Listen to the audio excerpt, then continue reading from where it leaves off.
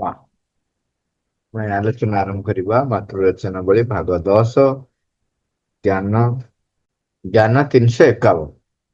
ପ୍ରଭୁ ଲେଖୁଛନ୍ତି, ଯେଉଁ ଆତ୍ମା ଆବରଣହୀନ ଓ ଯାହାର କୌଣସି ଲଜ୍ଜା ନାହିଁ, କେବଳ ସେଇ ଶୁଦ୍ଧ ଏବଂ ନିଷ୍କପଟ ହୋଇପାରିବେ, ଏପରିକି ମାନବ ଜାତିର ଆଦିମ ଉପବନର ଆଦାମ ସଦୃଶ।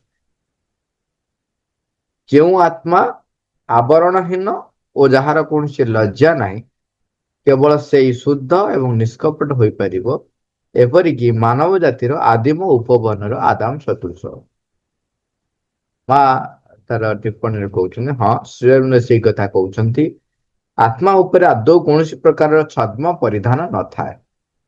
ତାହା ପ୍ରକୃତରେ ଯାହା ନିଜକୁ ଠିକ ସେହିପରି ଭାବରେ ହିଁ ଦେଖାଏ ଏବଂ ମନୁଷ୍ୟ ମାନଙ୍କର ବିଚାରକୁ କୌଣସି ଭ୍ରୂକ୍ଷେପ ରଖିନଥାଏ, କାରଣ ଆପଣାକୁ ସେ ଯାହାର ସଦନ ସଦୃଶ କରି ରଖିଛି,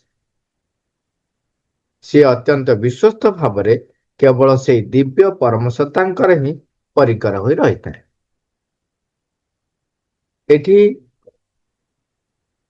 ଆମକୁ ପ୍ରଭୁ କହୁଛନ୍ତି ଯେ ଆତ୍ମା ତାର କୌଣସି କପଟତା ନଥାଏ।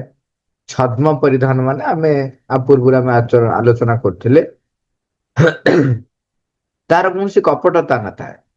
ସେ ପରମାତ୍ମା ଯାହା ଚାହାନ୍ତି, ଯେଉଁଭଳି ଭାବରେ ପରିପ୍ରକାଶ ହେବାକୁ ଚାହାନ୍ତି, ଆତ୍ମା ତାକୁ ସେଇଭଳି ଭାବରେ ପରିପ୍ରକାଶ କରିବା ପାଇଁ ସିଧାସଳଖ, ମାନେ ତାଙ୍କର କୌଣସି ନିଜସ୍ୱ ବା କୌଣସି ବ୍ୟତିକ୍ରମ ବା ବିକୃତ କରିବାର କିଛି ନଥାଏ।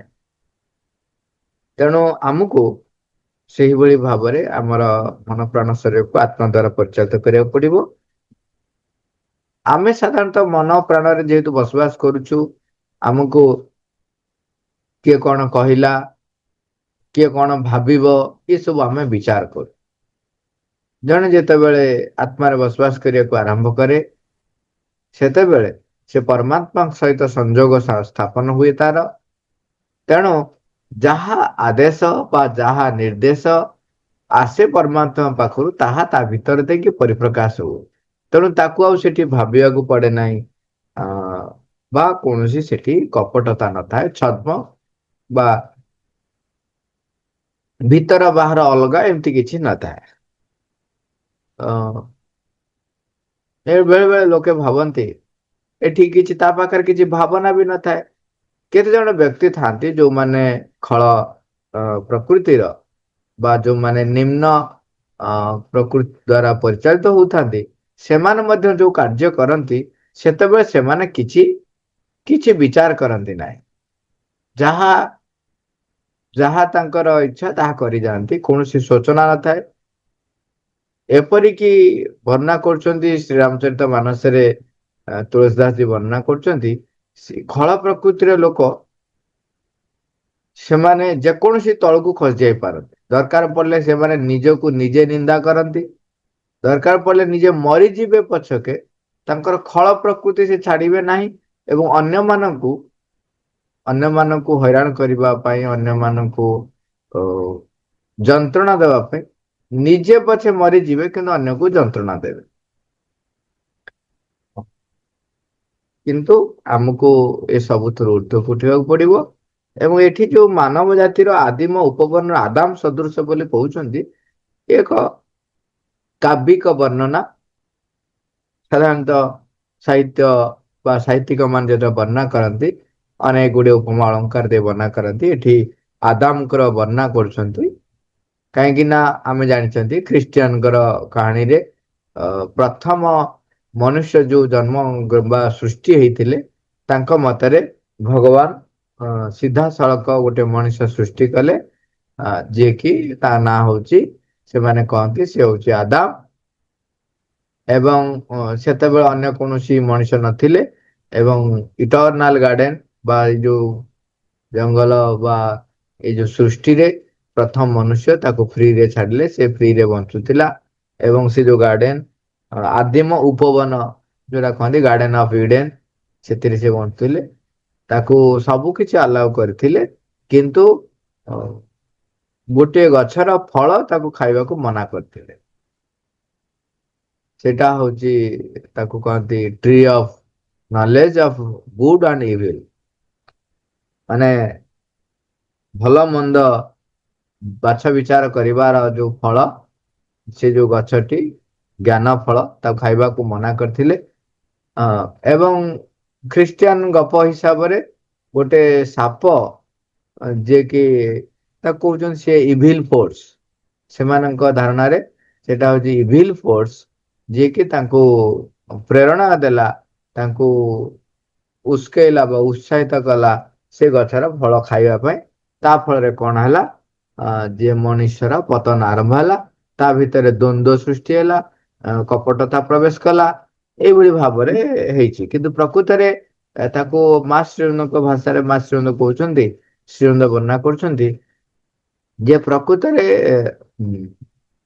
ଯାହାକୁ ଏମାନେ କହୁଛନ୍ତି ଇଭିଲ ଫୋର୍ସ, ଯୋଉ ସାପ ବୋଲି କହୁଛନ୍ତି, ଇଭିଲ ଫୋର୍ସ କହୁଛନ୍ତି, ଯିଏ ତାଙ୍କୁ ବାରମ୍ବାର ମାନେ ଉତ୍ସାହିତ କଲା, ଉସ୍କେଇଲା ଯେ ସେ ଗଛର ଫଳ ଖାଇବା ପାଇଁ, ଯାହା ଫଳରେ ମନୁଷ୍ୟର ପତନ ହେଲା ବୋଲି କହୁଛନ୍ତି, ତାକୁ ଶ୍ରୀଅରବିନ୍ଦ କହୁଛନ୍ତି ପ୍ରକୃତରେ ତା ନୁହେଁ।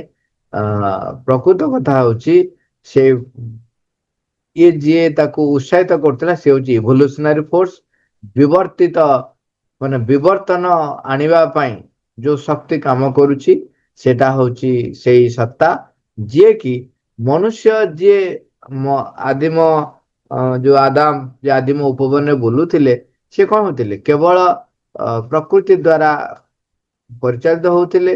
ତାଙ୍କ ଭିତରେ ଯଦିଓ ମନ ଥିଲା, କିନ୍ତୁ ତାହାକୁ ସେ ବ୍ୟବହାର କରୁନଥିଲେ।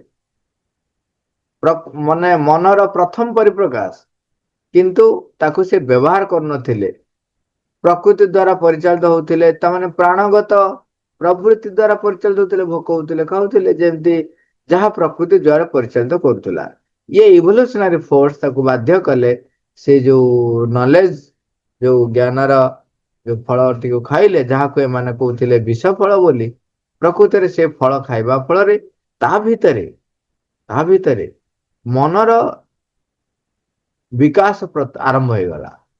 ସିଏ ସଚେତନ ହେଇପାରିବ, ତାର ଜ୍ଞାନ ଆସିଲା ଯେ କୋଉଟା ତାକୁ କଣ ଭଗବାନଙ୍କ ପାଖକୁ ନବ, କୋଉଟା ତାକୁ ଏଇ ବାନ୍ଧି ରଖୁଛି ଏଇ ଜଡ ଜଗତରେ, କୋଉଟା ତାକୁ ପଥଭ୍ରଷ୍ଟ କରଉଛି, ଏଇ ଯୋଉ ଜ୍ଞାନ, ଏଇ ଜ୍ଞାନଟି ତା ଭିତରେ ଆସିଲା ସେ ଫଳଟି ଖାଇବା ଫଳରେ। ସେମାନେ କୁହନ୍ତି ତା ଫଳରେ ମଣିଷର ପତନ ହେଲା।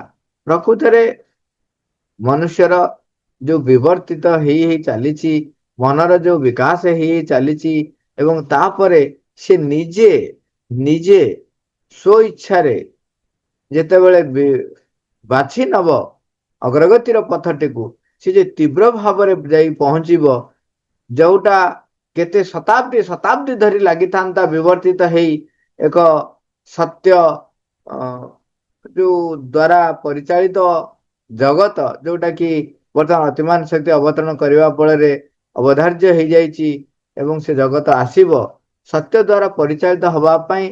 ଯୋଉ ଜଗତଟି ପ୍ରତିଷ୍ଠା ହବ, ଯୋଉ ଅତିମାନବ ମାନେ ଆସିବେ, ସେଇ ଯୋଉ ଜଗତଟି ପ୍ରତିଷ୍ଠା ହବା ପାଇଁ କେତେ ଶତାବ୍ଦୀ ଶତାବ୍ଦୀ ଧରି ବର୍ଷ ଲାଗିଥାନ୍ତା, ତାହାକୁ ମନ ଯେତେବେଳେ ପୂର୍ଣ୍ଣ ବିକଶିତ ହେଇଯିବ, ଏବଂ ମଣିଷ ଯେତେବେଳେ ସ୍ୱ ଇଚ୍ଛାରେ ତାକୁ ଆସ୍ପୃହା କରି ଚାଲିବ ଏବଂ ସେଥିପାଇଁ ନିଜକୁ ପ୍ରସ୍ତୁତ କରିବ, ତେବେ ଯୋଉ ସେଇଟା ଅଳ୍ପ କେତେ ବର୍ଷରେ ତାହା ହେଇପାରିବ।